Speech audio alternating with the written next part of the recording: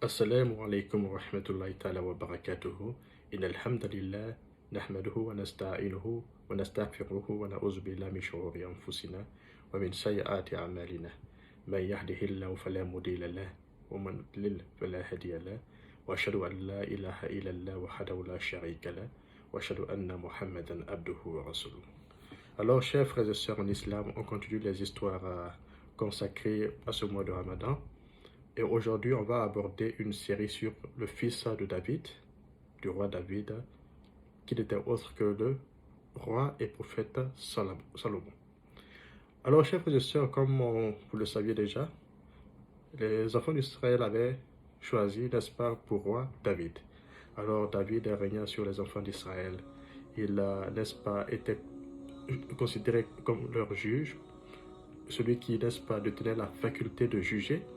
Alors les enfants d'Israël lui faisaient tellement confiance que chaque jour ils venaient au palais afin de lui raconter de nouvelles, voilà, dans leur vie, et aussi lui exposer, voilà, leurs problèmes.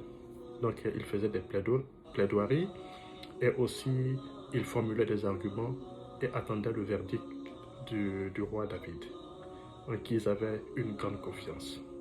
Alors, chers frères et sœurs, lorsque David atteint l'âge de la vieillesse, son fils Salomon, que lui donna Bethsabée, si vous vous souvenez, la femme qu'il a épousée, la fiancée de Uri, voilà, qu'il finit par épouser.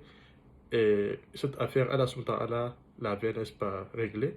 Dieu avait pardonné à David, tout en lui faisant des remontrances. Ensuite, après les remontrances, Allah a accepté son repentir. Alors, Bethsabée donnera un enfant exceptionnel à David, qui était Salomon. Et lorsque Salomon était vieux, David avait l'âge de 11, plutôt, lorsque David atteint l'âge de la vieillesse, Salomon avait 11 ans environ. Alors, mais David avait un souci, chers frères et sœurs, il était proche de la mort. Il était à l'article de la mort. Donc, il se demandait, mais qui allait vraiment hériter de sa souveraineté? Puisqu'il ne discernait pas vraiment chez ses autres enfants des facultés de nature à rivaliser celles de son jeune fils Suleiman, malgré le jeune âge. Puisque Salomon avait été comblé par Allah de la sagesse et de la connaissance. Une connaissance profonde. C'est Allah qui donne à qui il veut la sagesse, chers frères et sœurs. Et Salomon avait été comblé dès son jeune âge de la sagesse. Alors, David avait une si grande confiance en Salomon. Il voyait en lui un enfant très sage, malgré qu'il ne fût pas encore majeur. Mais, malgré sa sagesse et sa connaissance, il se demandait, mais est-ce que je peux donner le pouvoir à un tel enfant, à un enfant à cause de son âge? Alors, chers frères et sœurs, Allah qui atteint toujours son but, alors multipliera les signes afin que David choisisse Salomon comme son successeur, puisque c'était le choix d'Allah subhanahu wa ta'ala. Et un jour, comme d'habitude, deux plaignants sont allés chez David, qui très souvent acceptait que Salomon assiste à ses conseils, afin qu'il augmente son savoir. C'était le choix de David. Il voulait que Salomon assiste à ses conseils, à ses audiences judiciaires, en vue de permettre à son fils, son jeune fils, d'augmenter son savoir, d'être encore plus sage, perspicace dans le jugement, subtil dans l'analyse. Alors, ce jour-là, Salomon était assis alors que son papa devait, n'est-ce pas, résoudre un problème de deux plaignants. Et quel était le problème? L'un d'eux était un agriculteur, voilà, un agriculteur qui avait, n'est-ce pas, planté des vignes et qui était, n'est-ce pas, mûr, les fruits étaient prêts à être cueillis. Et la nuit, il y a, n'est-ce pas, le troupeau, n'est-ce pas, de moutons, voilà, d'un homme qui est allé ravager tous ces fruits. Alors c'était le problème. Et lorsque l'accusateur, c'est-à-dire le propriétaire de la plantation, a demandé à ce que David juge en sa faveur, l'autre n'a pas vraiment daigné contester cela. parce que c'était évident. Son troupeau de moutons avait ravagé le champ totalement. Et il était évident, il était clair qu'il avait tort, c'est-à-dire le propriétaire des moutons. Et David alors dit le verdict, qui était clair. Il devait tout simplement, comme on appelle cela, être rétribué par le fait qu'il devait donner tout son troupeau au propriétaire, n'est-ce pas, du jardin, à l'agriculteur. Parce qu'il a été, n'est-ce pas, selon David, négligent. Alors que ce n'était pas sa faute, chers frères et sœurs, c'est que les moutons n'étaient pas bien attachés. Donc c'est pourquoi alors ils se sont détachés et ils sont allés ravager le champ. Mais David, Solomon était à côté. Il écoutait le jugement de son père. Et c'était un jugement, un verdict définitif. Tout le monde crut que c'était fini, jusqu'à ce que Suleiman se leva. Puis il manifesta sa désapprobation par rapport à ce verdict, à cette décision. Avec respect, bien sûr, malgré son jeune âge, devant la stupéfaction des gens qui étaient autour, les assistants. Tout le monde le regardait. Puis il dit, d'abord, chers frères et sœurs, il démontra les avantages et les inconvénients du jugement de son père, qui était véridique. Son père n'avait pas tort, mais il a démontré les avantages et les inconvénients. Puis il dit, ce que moi je propose, c'est que le propriétaire du jardin, l'agriculteur, devra, n'est-ce pas, prendre le troupeau de moutons et en tirer, n'est-ce pas, les bénéfices en termes de lait, en termes n'est-ce pas, voilà, de lait, tout ce qu'il peut tirer, n'est-ce pas, de ce troupeau. Et au même moment où il est en train, n'est-ce pas, de bénéficier des avantages du troupeau de moutons, celui-là qui est l'agriculteur, plutôt le propriétaire des moutons va alors travailler sur le champ de vigne afin de le rendre comme à l'état initial. Ensuite, à la fin, quand le champ de vigne atteindra, n'est-ce pas, l'état sera comme à son état initial, on va alors redonner le troupeau de moutons à son propriétaire. Ça, c'est un jugement de Suleiman qui fut approuvé par David. David l'approuva puisque ce jugement était proche du bon sens. Et Allah nous parle de ce jugement de Suleiman dans le Coran en nous disant, nous le fîmes comprendre par Salomon, bien que nous donnâmes aux deux la sagesse. Voilà. Nous fîmes comprendre, n'est-ce pas, cette affaire à Suleiman, bien que aux deux, c'est-à-dire à David et à Salomon, nous donnâmes la sagesse. Donc, chers frères et sœurs, après ce jugement, on remarqua vraiment que Suleiman était proche, vraiment, de la prophétie.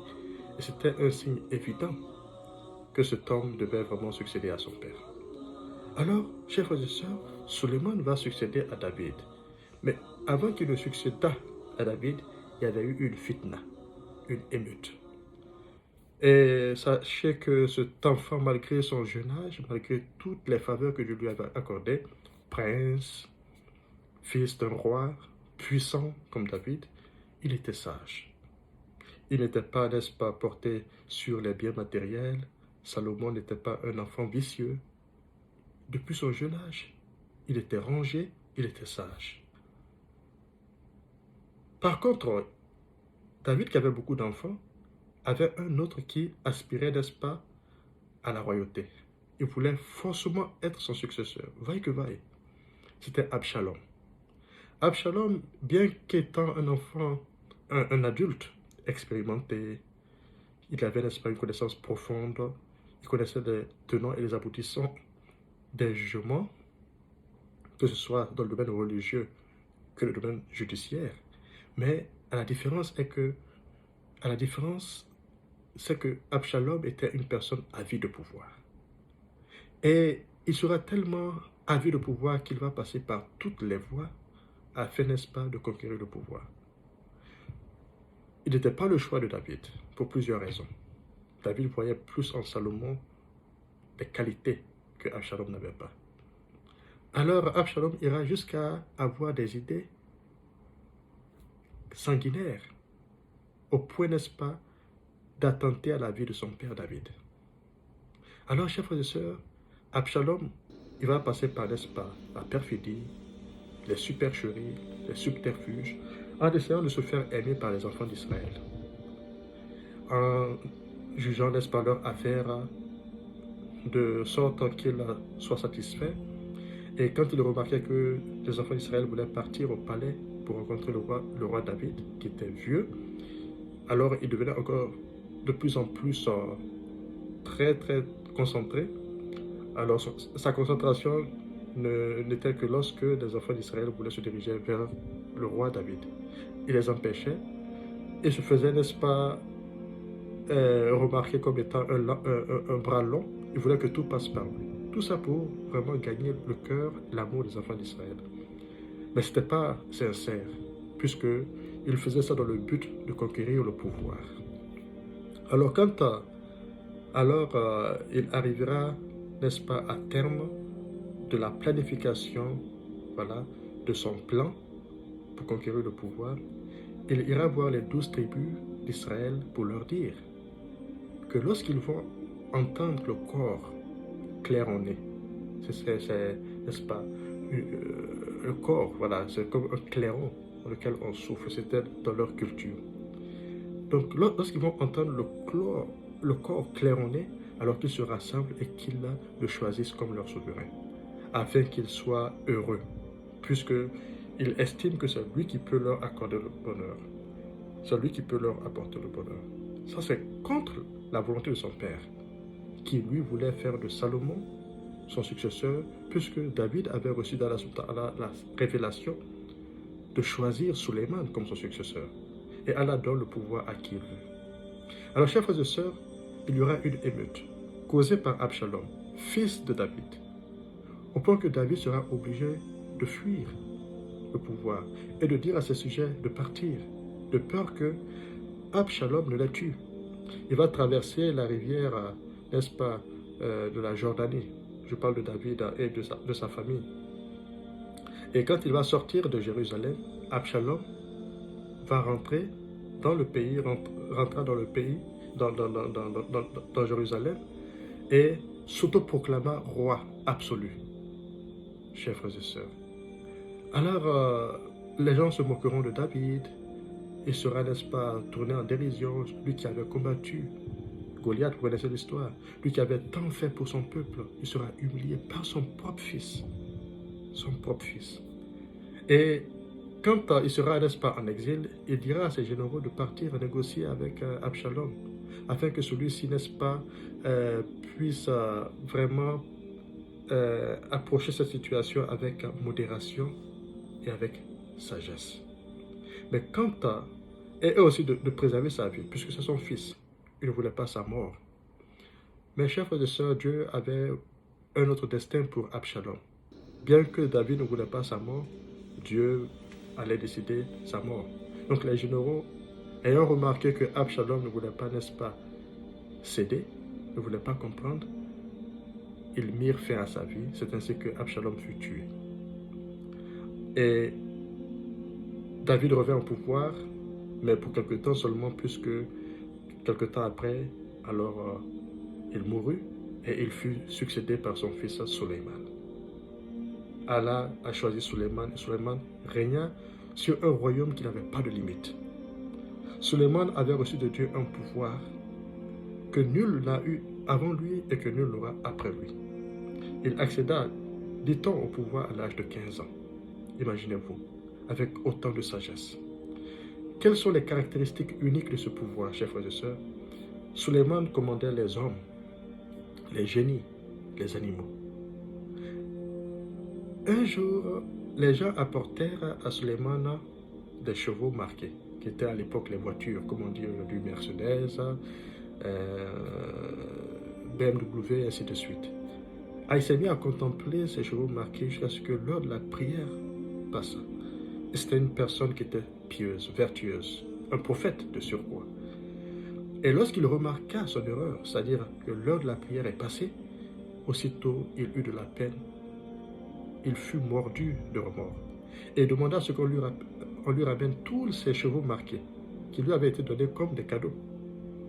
Et chers frères et sœurs, il a dit qu'il égorgea ses chevaux pour l'amour de Dieu, afin, n'est-ce pas, de se racheter pour sa faute. Le fait d'avoir oublié l'heure de la prière. Ainsi, Allah lui remplaça ses chevaux marqués par quoi? Par le vent qui soufflait des ouragans.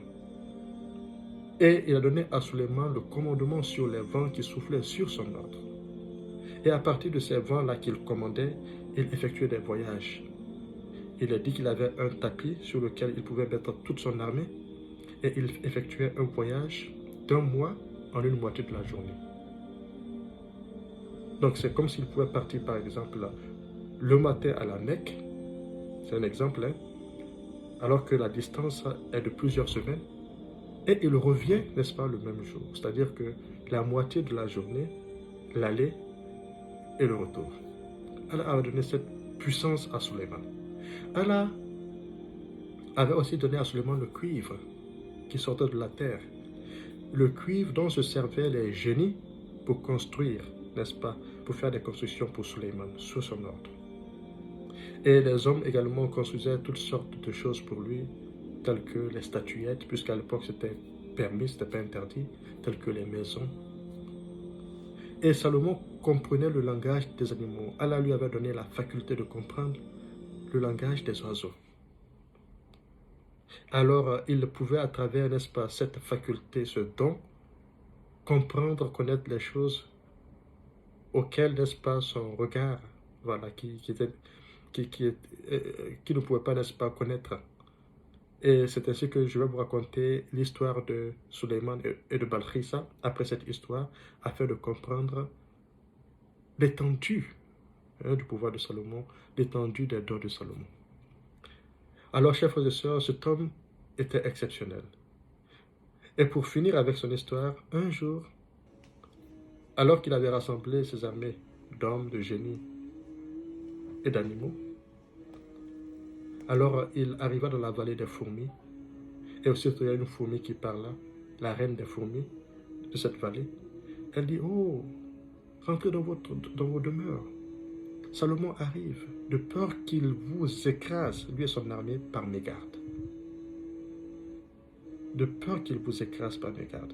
Et Salomon s'est mis à rire en demandant à Allah, vraiment, en priant Dieu. Il dit: oh mon Seigneur, fais que je sois reconnaissant pour le bienfait que tu m'as accordé. Permets-moi d'être reconnaissant pour le bienfait que tu as accordé à moi, mon père et ma mère. Et fais-moi entrer au sein des vertus. Il était très satisfait de tous ces dons que Allah lui a donnés. Allah lui a dit: dispose-en comme tu veux et on ne t'interrogera pas. C'est incroyable. Dispose de ces dons comme bon te semble et tu ne seras pas interrogé. Alors, chers frères et sœurs, très rapidement, quelle leçon on peut tirer de cette histoire fascinante que j'essaie vraiment n'est-ce pas, de raconter de manière liminaire, bref. La première leçon, chers frères et sœurs, qu'on peut tirer de cette histoire est de savoir que Allah donne le pouvoir à qui il veut. Ne courons pas après le pouvoir. En politique, très souvent les gens courent après le pouvoir. Mais le pouvoir est une affaire divine. Dieu l'accorde à qui il veut. Regardez Absalom, qui, avide de pouvoir, est allé jusqu'à vouloir même tuer son père pour avoir le pouvoir. Le choix de son père ne lui plut pas, alors que c'était le choix de Dieu. Dieu a voulu Suleiman. Suleiman n'a pas forcé pour avoir le pouvoir, et Dieu lui a donné un pouvoir illimité. Chers frères et sœurs, donc le pouvoir ne se court pas après, puisque c'est un don d'Allah subhanahu wa ta'ala. Allah donne le pouvoir à qui il veut et le retire à qui il veut. Donc ça, c'est une leçon assez importante, afin vraiment qu'on se préserve, qu'on se prémunisse de la colère de Dieu. Le prophète paix sur lui a dit, il dit que le pouvoir est une épreuve très lourde, est une responsabilité très lourde, et humiliation au jour de la résurrection. Il a dit dans un autre hadith, nous ne donnons pas le pouvoir à celui qui le réclame. Donc ça veut dire que il faudrait tout simplement être modéré. C'est-à-dire, on peut aspirer au pouvoir, mais pas de manière acharnée, pas avec une avidité vorace. Ça, c'est la première leçon. Et comme deuxième leçon de cette histoire, chers frères et sœurs, c'est de savoir en vérité que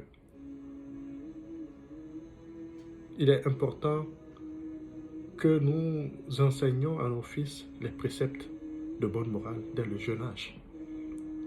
Car Allah subhanahu wa ta'ala accorde la sagesse même aux enfants.